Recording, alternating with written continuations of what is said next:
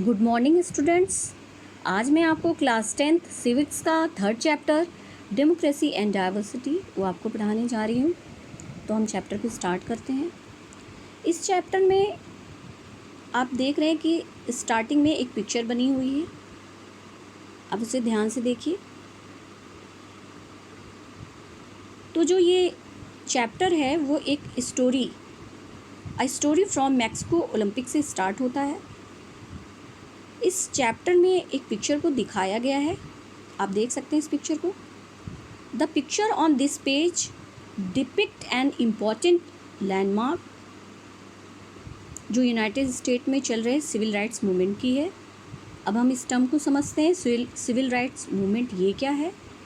Civil rights movement in the USA refers to a set of events and reform movement जिसका कि M क्या था, उद्देश्य क्या था?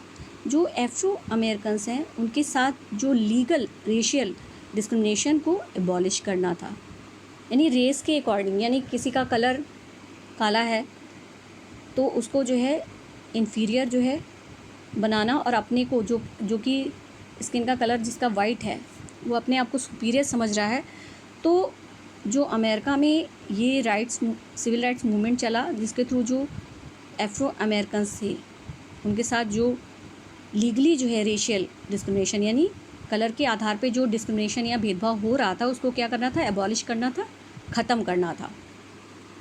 मार्टिन लूथर किंग जूनियर की लीडरशिप में यह मूवमेंट यानी सिविल राइट्स मूवमेंट जो नॉन वायलेंट मेथड पर क्या था? बेस था, और जो रेशियली डिस्क्रिमिनेटरी लॉज और प्रैक्टिसेस के क्या है? अगेंस्ट में था।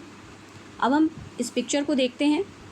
यह जो पिक्चर है वो 1968 में मैक्सिको सिटी में ओलंपिक्स में 200 मीटर्स रेस के मेडल सेरेमनी की पिक्चर है।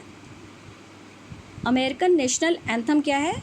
Was played and clenched fist अप्रेस।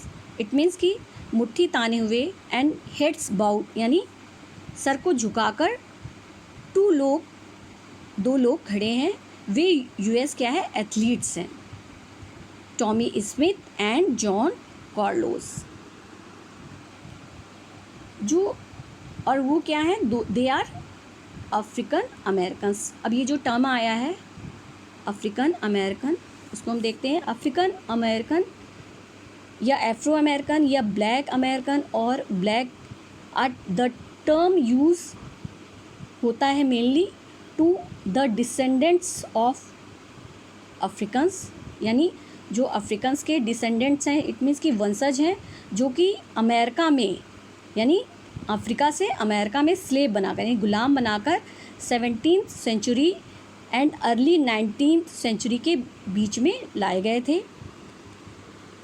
Tommy Smith and John Carlos ने गोल्ड एंड ब्रॉन्ज मेडल जीता था। They receive their medals wearing black socks and no shoes, जो कि यानी उन्होंने शूज़ नहीं पहन रखा है और क्या पहन रखा है? ब्लैक सॉक्स पहन रखा है, जो कि किसको? ब्लैक पॉवर्टी को रिप्रेजेंट कर रहा था। With this gesture way United states में चल रहे रेशियल डिस्क्रिमिनेशन यानी जो रेस के थ्रू जो है डिस्क्रिमिनेशन या भेदभाव हो रहा था उस पर जो है वो क्या चाहते थे? इंटरनेशनल अटेंशन चाहते थे। The black gloved and raised clenched fist were mean to symbolize black power, यानी जो रेज किए हुए थे क्लेंच्ड फिस्ट या और जो ब्लैक ग्लव्ड है वो किसको सिम्बलाइज कर रहा था? ब्लैक पावर को, यानी काले लोगों की पावर को दिखा रहा था या सिम्बलाइज कर रहा था।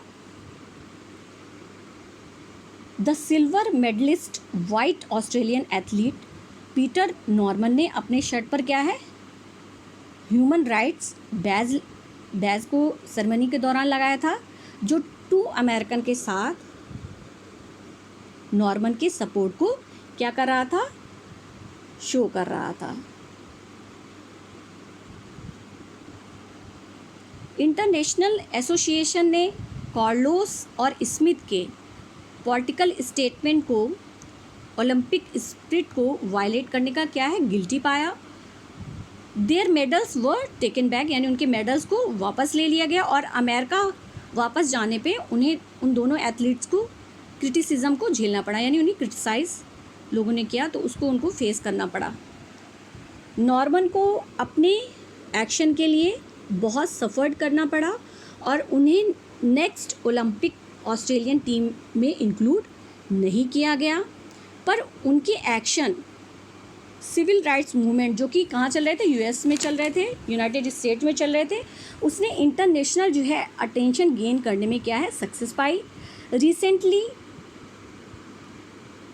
द सैन होज यूनिवर्सिटी ने दोनों फॉर्मर स्टूडेंट यानी स्मिथ और कार्लोस को क्या है ऑनर्ड किया और उनके स्टैचू आप जो है फर्स्ट पेज में देख सकते हैं कि जो ये स्टैचू बना हुआ है उनके स्टैचू को यूनिवर्सिटी कैंपस में इंस्टॉल कराया था।